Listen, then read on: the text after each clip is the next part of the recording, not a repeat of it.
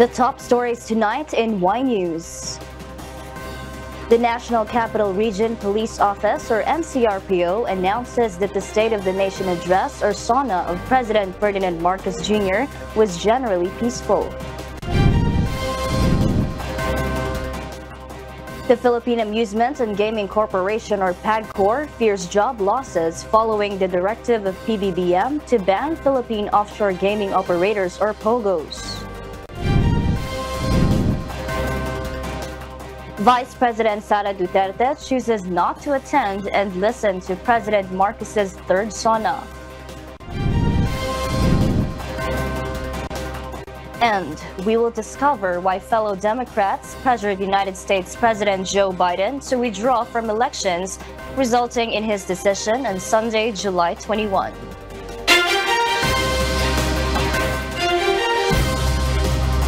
Good evening, Philippines and the world.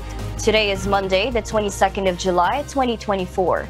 Join us in the next hour as we deliver today's top stories around the Philippines and in other parts of the world. We are also seen in 1,935 satellite monitoring centers nationwide and via live streaming worldwide through the UNTV News and Rescue social media channels. I am Marvy Delphine. First in the news. House Speaker Martin Romualdez commits to pass the remaining priority bills before the end of the third regular session of the 19th Congress. These include the amendment of the Foreign Investors Long-Term Lease Act, as well as the Agrarian Reform Law. Rosalie Cos will tell us why. The third regular session of the 19th Congress formally opens on Monday, July 22. During the roll call at the House of Representatives, 262 of the 300-plus Solons attended the first day of the third and final session. In his speech, House Speaker Martin Romualdez emphasized on passing the priority measures before the end of the third regular session, particularly the 28 bills under the Common Legislative Agenda. The Anti-Agricultural Economic Sabotage Act, Philippine Self-Reliant Defense Booster Program Act, Philippine Maritime Zones Act, amendments to the Right-of-Way Act, amendments to the Electric Power Industry Reform Act or IPIRA, Create More Act, VAT on digital transactions and proposal on the reforms in the Philippine capital markets, as well as the Archipelagic Lanes Act, amendments to the Foreign Investors Long-Term Lease Act, amendments to the Agrarian Reform Law, and amendments to the Rice Tarification Law.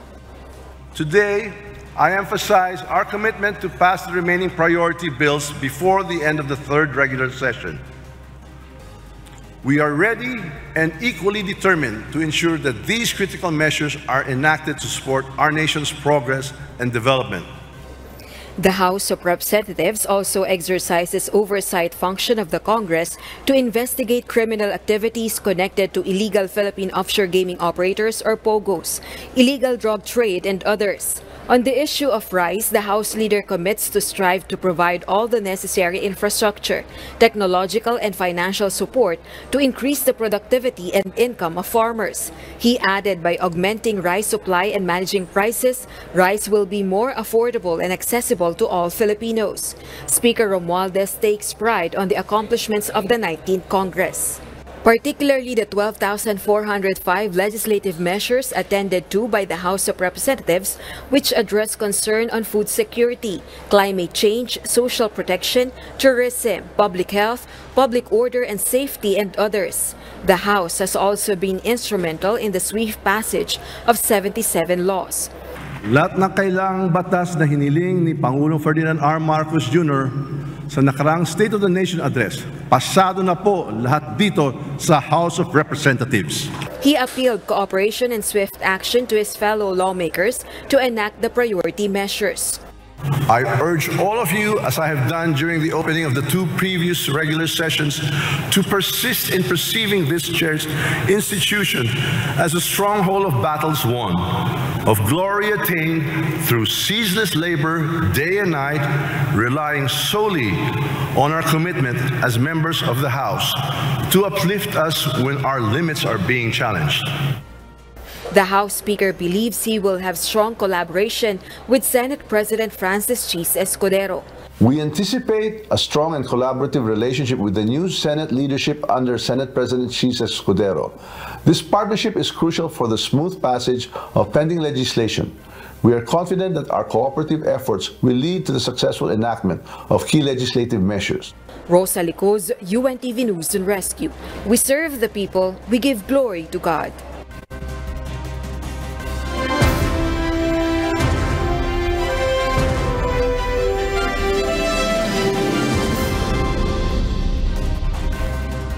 The National Capital Region Police Office, or NCRPO, has announced that the State of the Nation Address, or SONA, of President Ferdinand Marcos Jr. was conducted peacefully without any untoward incidents.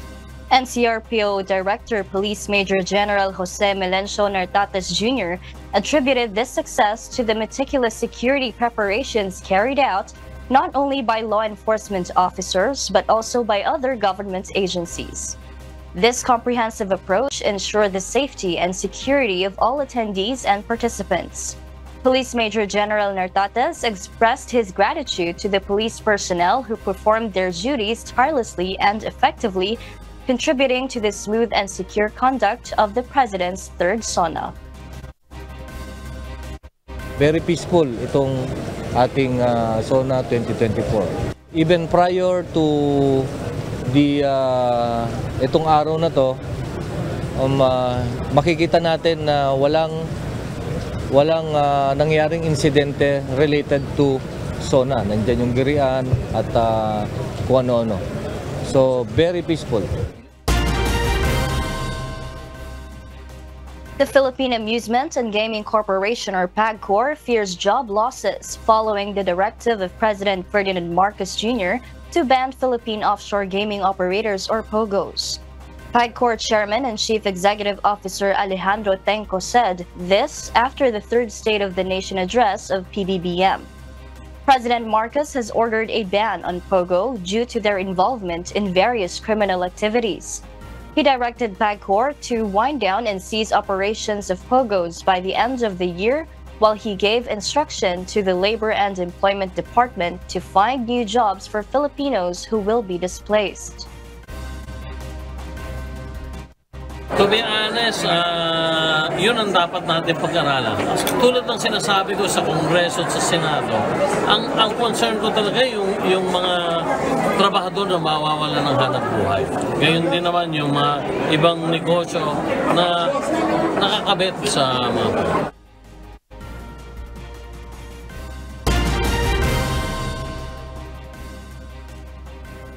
The Weather Bureau PAGCOR announced on Monday, July 22, that severe tropical storm Karina has now intensified into a typhoon, now packing maximum sustained winds of 120 kilometers per hour, with gusts reaching up to 150 kilometers per hour. In its 5 p.m. bulletin, PAGCOR reported that Typhoon Karina is currently situated 420 kilometers east of Tuguegarao City, Cagayan, and slowly tracks in a north-northwestward direction. Batanes, the eastern portion of mainland Cagayan, including the eastern portion of Babuyan Islands, and the northeastern portion of Isabela remain under signal number 1. PAGCOR has indicated that Typhoon Karina will enhance the southwest monsoon, or habagat, over the next 24 hours and is expected to continue intensifying until Wednesday, July 24. However, the agency assured that there is no threat of landfall in any part of the country at this time. The National Disaster Risk Reduction and Management Council, or NDRRMC, has raised a red alert status as Typhoon Karina, along with the southwest monsoon, or habagat, continues to bring heavy rains over the northern and western regions of the Philippines. A red alert status signifies that all NDRRMC personnel are required to be on duty around the clock, ready to respond to any calamities. The Office of Civil Defense has confirmed that regional DRRMCs are actively implementing the emergency preparedness and response protocols discussed in previous meetings. The NDRRMC Response Cluster is scheduled to reconvene on Tuesday, July 23, to further assess the situation, evaluate the current weather status, and determine the necessary responses for the areas affected by Typhoon Karina and the Habagat.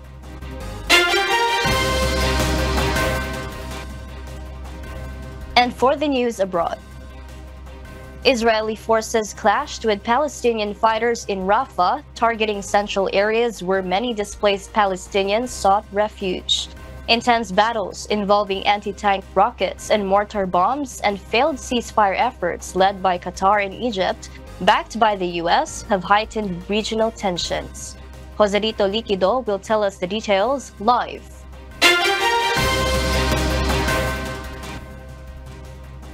Yes, Joselito, good evening.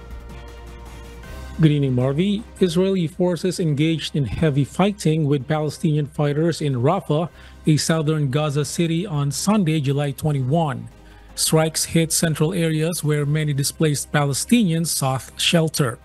Intense battles were reported near the Egypt border as Israeli tanks advanced. Fighters from Islamic Jihad and Hamas resisted with anti-tank rockets and mortar bombs. The Israeli military stated they killed several fighters and destroyed ammunition tunnel infrastructure in Tal al-Sultan.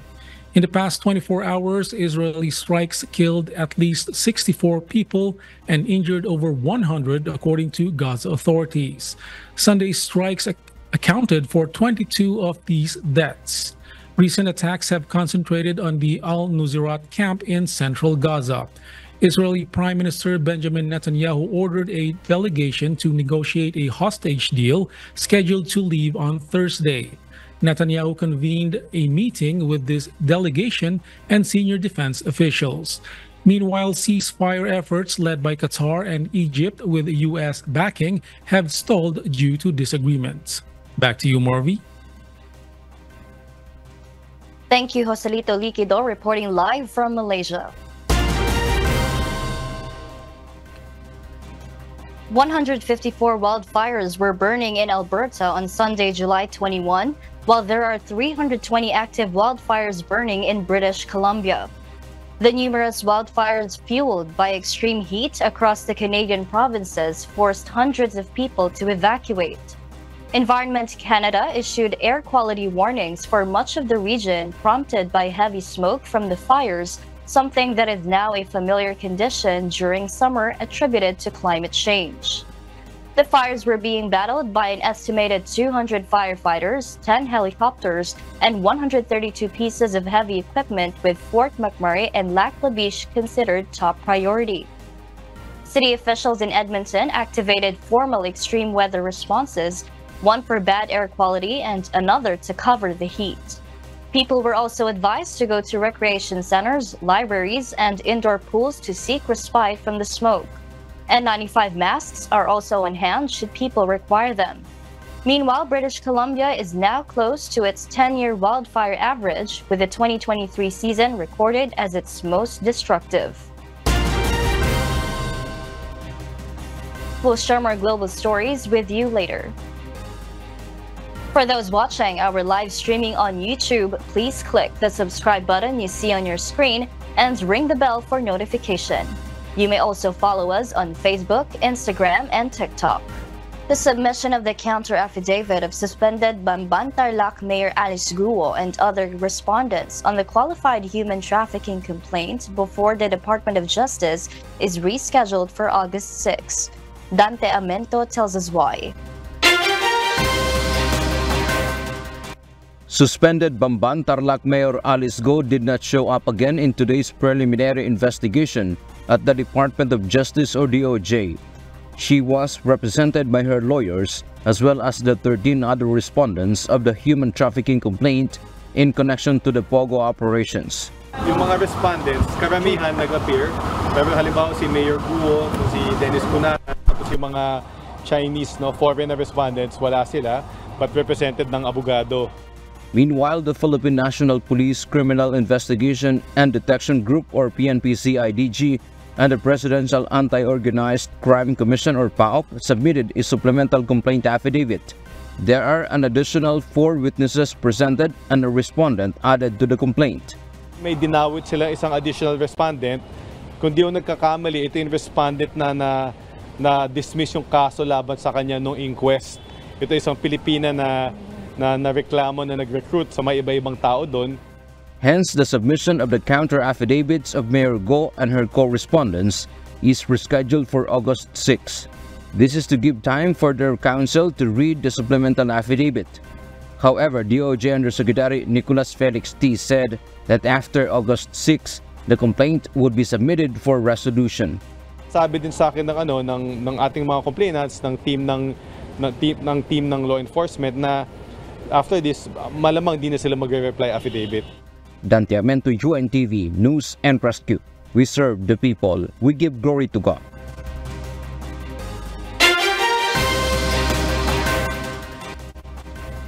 And in other global news, United States President Joe Biden's decision to step down from the 2024 presidential race has left Democrats with many unanswered questions as Election Day approaches in less than 4 months. As concerns about his age make Biden exit the race, Democrats must now find a new presidential candidate. Gerard Morale will tell us why. Following a poor debate performance against former President Donald Trump in June, fellow Democrats pressured United States President Joe Biden to withdraw, resulting in his decision on Sunday, July 21. Now, analysts say Democrats need to find a new nominee and revitalize their base if they hope to defeat Trump. Biden's withdrawal is not just unusual but unprecedented in modern U.S. politics. After announcing his departure, Biden endorsed Vice President Kamala Harris as his replacement at the top of the Democratic Party ticket.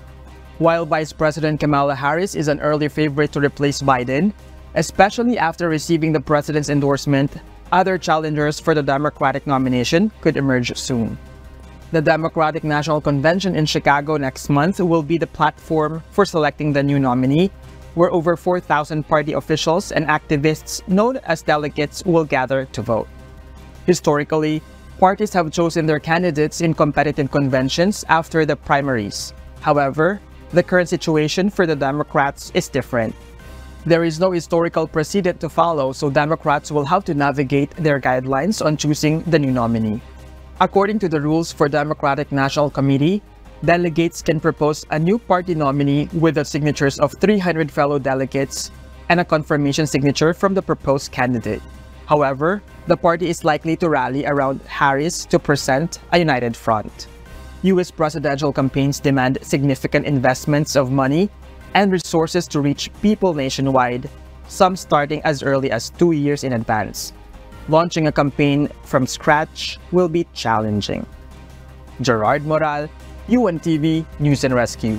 We serve the people, we give glory to God.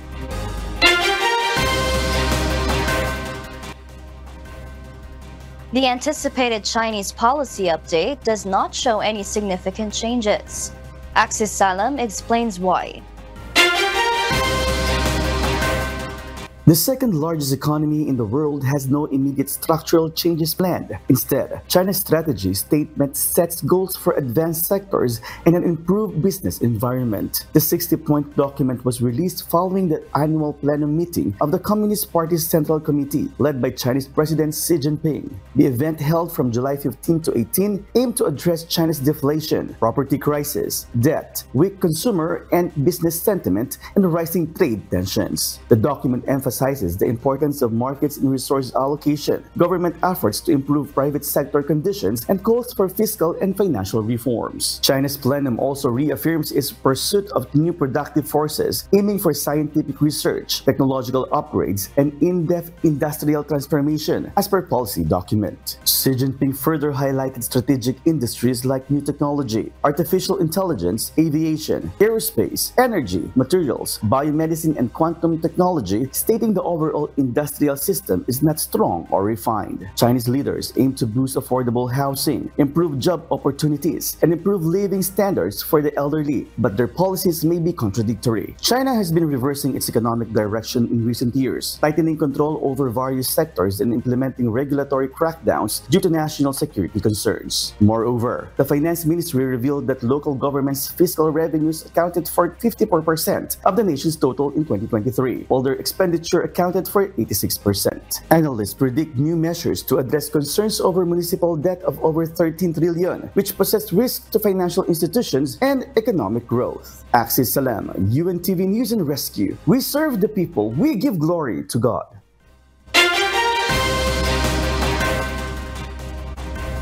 And those are the reasons behind the news in other parts of the globe.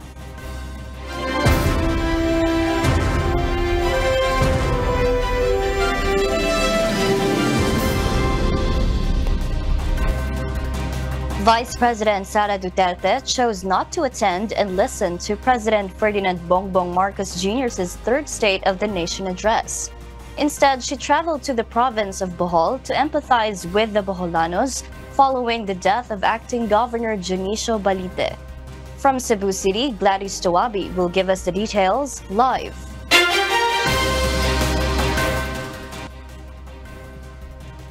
Gladys, what is the latest update about Vice President Sara? Is it confirmed that she did not monitor President Marcos Jr.'s SONA? Marvy, earlier today, Vice President Sara Duterte traveled to the province of Bohol to empathize with the Boholanos following the death of acting Governor Junicio Balete. As a result, we have not yet received any reaction from the Vice President regarding President Ferdinand Bongbong Marcos Jr.'s State of the Nation address. The office of the Vice President initially mentioned that she would not be watching television or using any gadgets to monitor the SONA. Vice President Duterte opted to personally send her condolences and took the opportunity to meet with some of the officials in the province. In a Facebook post, she said this visit was a chance to send a message of hope to the Boholanos amid their loss.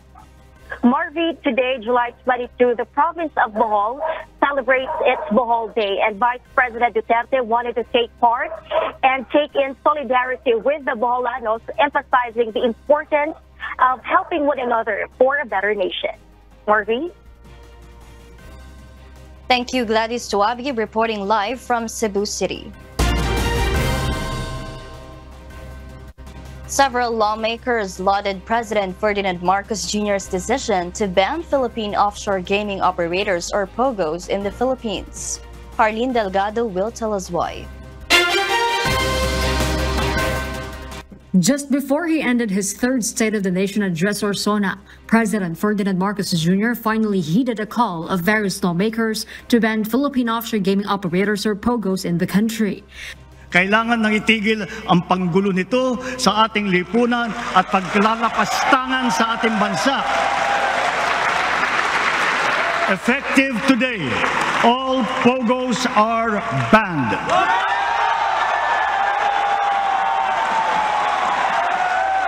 I hereby instruct PAGCOR to wind down and cease the operations of POGOs by the end of the year. The DOLE, in coordination with our economic managers, shall use the time between now and then to find new jobs for our countrymen who will be displaced. Several senators welcomed the president's pronouncement. Sa kanyang SONA, para sa akin, tapat, makatotohanan at komprehensibo. Yung kanyang talumpati, tinalakay ang maraming mahalagang bagay na nararamdaman ng sambayanan at natuwa rin akong inuna niya. Ang talumpati niya kaugnay sa agrikultura, presyo ng bigas at tinapos niya siyempre sa issue ng POGO. Senate Deputy Minority Leader Risa Hontiveros commends the president, calling the POGO ban a huge victory for the country. She also assures a just transition for Filipino workers who will be displaced by the POGO ban. Hontiveros also extends gratitude to all the whistleblowers who came forward, as she notes that the Senate will continue to seek accountability.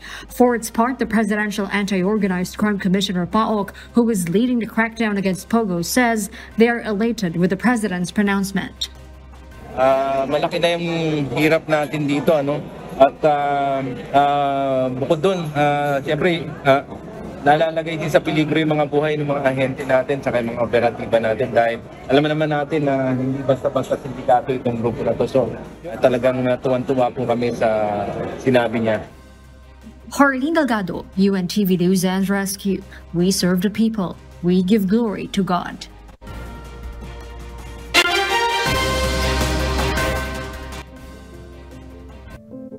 Our kasangbahay, as the world faces these trying times amid the various challenges and uncertainties, we are inviting everyone to join the global prayer for humanity.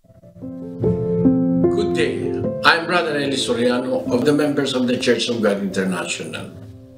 I want to invite you to join us in a minute of prayer every day to pray for humanity and the whole world as we go through these perilous times. While safety measures like washing of hands and strengthening of our immune systems may help us through this horrible predicament, there is still no precaution or cure more powerful than God's mighty intervention. And we need His intervention now more than ever. It doesn't matter what religion you are in or what denomination you belong. This is an invitation for all the people around the world who cares for the future of their family, friends, loved ones, and humanity as a whole. Everybody is welcome to pray with us. For more details, you can check out the description box below. Thank you very much, and I hope to hear from you soon. May God bless you.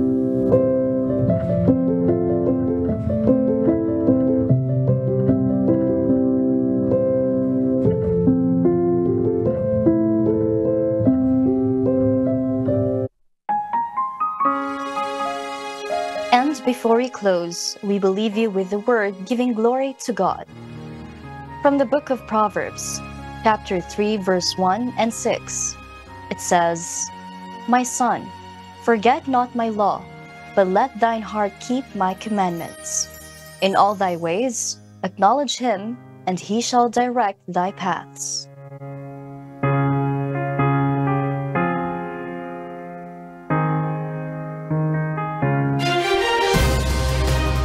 And those are the reasons behind the news July 22, 2024. Reasons we deliver to you as they unfold. And because we need to know, we will always ask why. I am Marvi Delfin, live from Australia. We serve the people. We give glory to God.